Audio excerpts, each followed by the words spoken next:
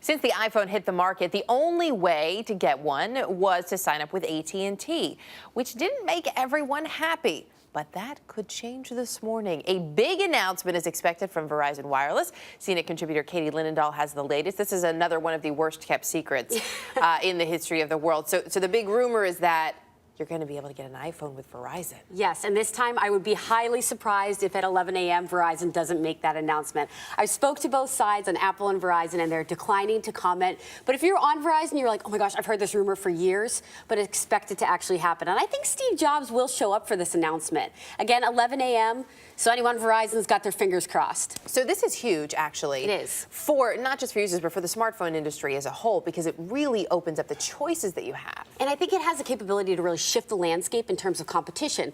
61.5 million Americans are on smartphones, and that number is incredibly on the climb. Android just eclipsed the iPhone at a 2 spot, and believe it or not, RIM, who makes BlackBerry, is actually in the 1 hold. So I think it's good for competition for a consumer, but also this could be detrimental to T-Mobile and to Sprint. What are they going to do to keep up?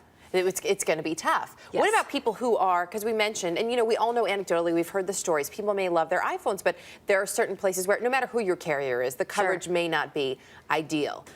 Are people, you think, going to switch to from AT&T to Verizon? I think it's a lot to think about. I think initially, if you're in a contract or you're in a corporate account or if you're on a family plan, that could be a large to early termination fee. I think I did the math, and the highest number was about $625 just to make that switch. So I think there are a number of things to consider. But also, AT&T has had a bad network, a bad reputation for coverage area. So I think having AT&T, or if Verizon plays their cards right, people would love to make that switch, especially if the rumor is true that it's coming with an unlimited data plan. That could be huge. That was my next question for you, because AT&T recently changed their plan, so now you actually have to pay per the amount of data that you're going to use.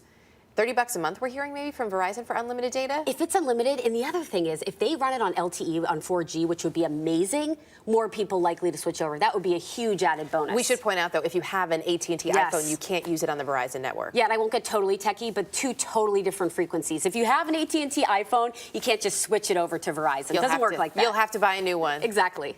Apple's really upset about that. Katie, always good to see you. Thanks. Thank you.